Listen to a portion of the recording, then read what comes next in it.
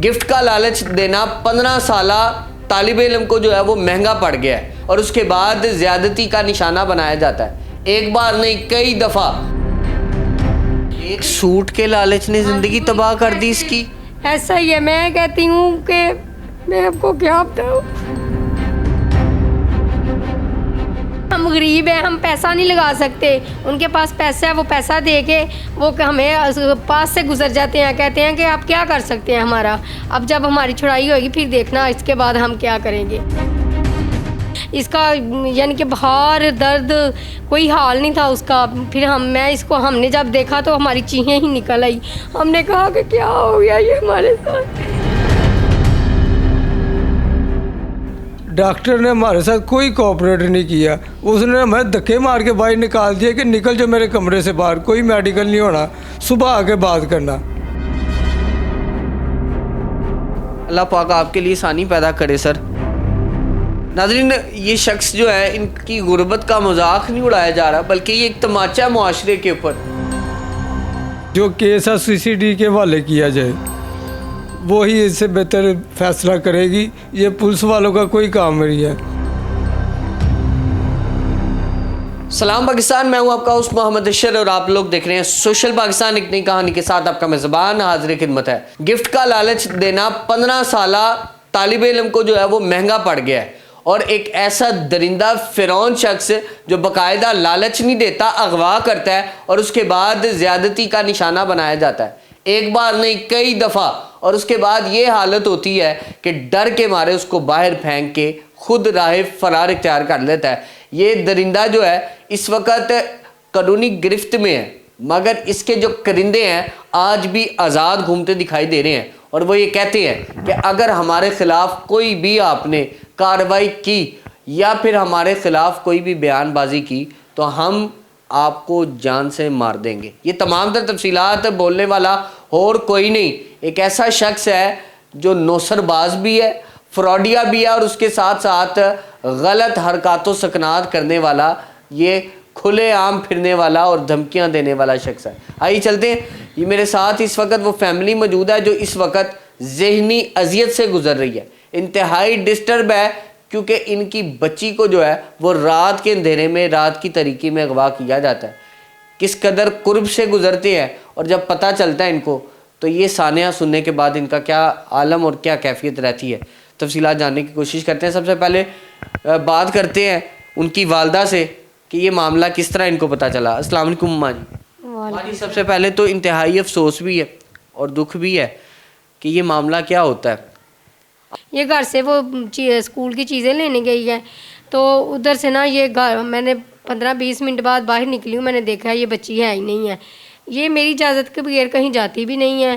कभी आपकी इजाज़त के बगैर नहीं गई। मुझे ये बताएं, आप बच्ची की तमाम तर ख्वाहिशात पूरी करती हैं? सारी करती हैं अल्हम्दुलिल्लाह। ये एक ही हमारी बच्ची है। हम तो, मैं चाहती हूँ कि मैं इसकी ये मुंह से निकालने से पहले हर चीज़ पूरी करती हूँ।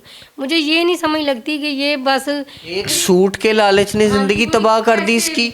ऐसा ही है, मैं कहती हूँ कि मैं आपको क्या बताऊँ, एक सूट के लालच, मैं क्या बताऊँ आपको। मैं तो हाथ जोड़ती हूँ मरियम नवाज के आगे। खुलेआम मुजरम घूम रहे हैं, कोई सुन नहीं रहा, कचहरी में नहीं सुन रहा, कोई थाने में नहीं कोई सुन रहे। अब हमारी माँ लगती हैं, हमें इंसाफ दिलाएं, हमें इंसाफ चाहिए। हमें क्यों नहीं सुनवाई होती माँ जी? ये बताइएगा, क्या क्या आप में नक्स है और क्या उनमें खासियत है कि उन्हीं की सुनी जा रही है हर तरफ? बात है कि हम गरीब हैं, हम पैसा नहीं लगा सकते। उनके पास पैसा है, वो पैसा दे के वो हमें पास से गुजर जाते हैं, कहते हैं कि आप क्या कर सकते हैं हमारा। अब जब हमारी छुड़ाई होगी फिर देखना इसके बाद हम क्या करेंगे। मैं कहती हूँ कि सुबह का वो इसके बाबा नाश्ता भी नहीं थे करके गए। जब रात को वापस आए हैं, मैंने कहा, कहते मुझे खाना ये बना देना ना, मैंने बनाया है। आए हैं, उनको पता चला, उन्होंने पानी भी नहीं पिया। उन्होंने 2-3 दिन एक निवाला भी हलक से नहीं निकाला, उतारा जब से ये मेरी बच्ची नहीं मिली। वो मेरी बच्ची भी बेकसूर है, हम भी बेकसूर हैं, हम गरीब हैं, हमें इंसाफ चाहिए। हम कुछ नहीं चाहते। मैं फिर हाथ जोड़ती हूँ आपके आगे मरियम नवाज।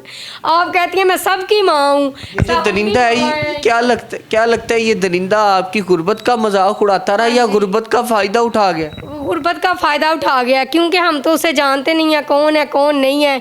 बस वो बच्ची को उठा कर अगवा किया, ले गया और उसने जायज़ फ़ायदा उठाया बच्ची से भी। बच्ची को जब आपने देखा ये बच्ची घर आती है, किस हालत में थी, कितनी मुश्किल में थी, कितनी अजियत में थी, जो शायद आपने अपनी आंखों से देखी और आपका दिल फटने लगा। मैं कहती हूँ कि कुछ ना पूछें इसका हाल क्या था। वो बेचारी से खड़ा भी नहीं था हुआ जा रहा, इसका यानी कि बुखार दर्द कोई हाल नहीं था उसका। फिर हमने जब देखा तो हमारी चीखें ही निकल आई। हमने कहा कि क्या हो गया ये हमारे साथ।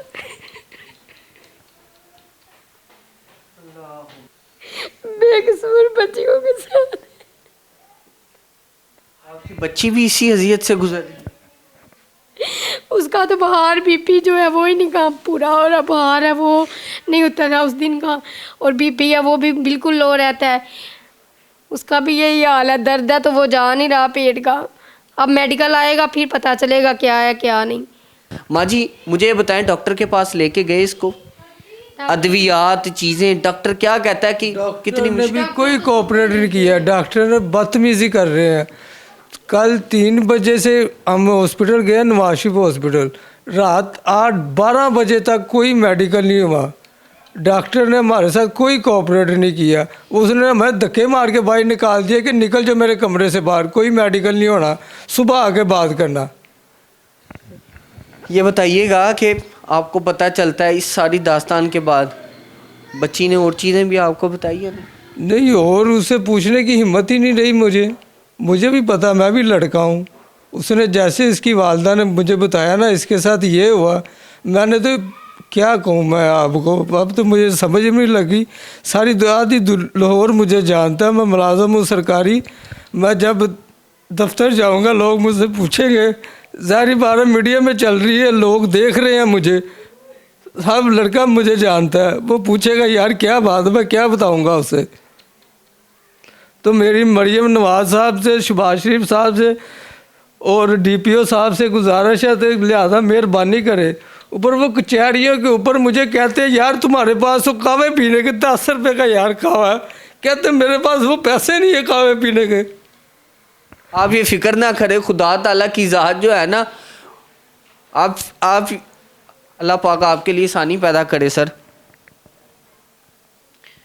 नाज़रीन, ये शख्स जो है इनकी गुर्बत का मजाक नहीं उड़ाया जा रहा, बल्कि ये एक तमाचा है मुआशरे के ऊपर, एक जालिम शख्स का, एक जागीरदार शख्स का, एक पैसे वाले शख्स का जो है ये ताना नहीं है, एक चमाटा है उन तमाम तर लोगों पे जो इस निज़ाम के ऊपर इत्तमाद करते हैं।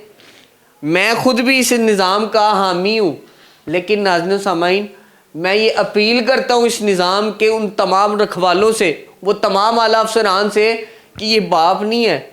इस बाप का फटा हुआ दिल और ये जो कैफियत है, ये जो जुमले हैं, ये मुझे लगता है शायद कि इस निज़ाम, अफसुर्दा निज़ाम के ऊपर एक तमाचा है ज़ोरदार, कसम खुदा की। ये रुला देने वाले जुमले हैं कि एक शख्स इंसाफ की भीख मांगने गया है और उसके साथ ये इस तरह का जो है वो जुल्म किया जा रहा है, उसको धक्के मारे जाते हैं अस्पतालों से। और मामला क्या है? मामला बेटी का मामला है। अल्लाह अकबर, ये बेटी का मामला है नाज़रीन सामीन। बेटी का जब मामला आता है तो शायद जो नस्ली इंसान होता है, जिसकी तरबियत हुई होती है, वो अपनी पगड़ी तक जो है वो कदमों में रख देता है और साथ खड़ा हो जाता है। लेकिन यहाँ पे क्या मामला चल रहे हैं? आपकी आंसू भी निकल रहे हैं, इस वक्त दुख में भी हैं। शायद मुझे सवालात भी नहीं करने चाहिए।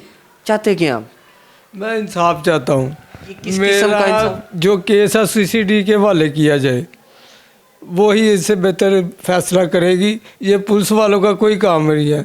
इनके साथ क्या किया जाए? इनके साथ ये किया कि जो दूसरों के साथ हुआ है वो भी इनके साथ ये भी होना चाहिए। जैसे मरियम नवाज साहब ने कहा है, ऐसे लोगों के साथ गोली मार देनी चाहिए, इन लोगों को भी ढूंढ के गोली मार देनी चाहिए। वो तो उनके हिसाब से तो कोई बात ही नहीं है, क्योंकि उनके पास पैसे हैं ना।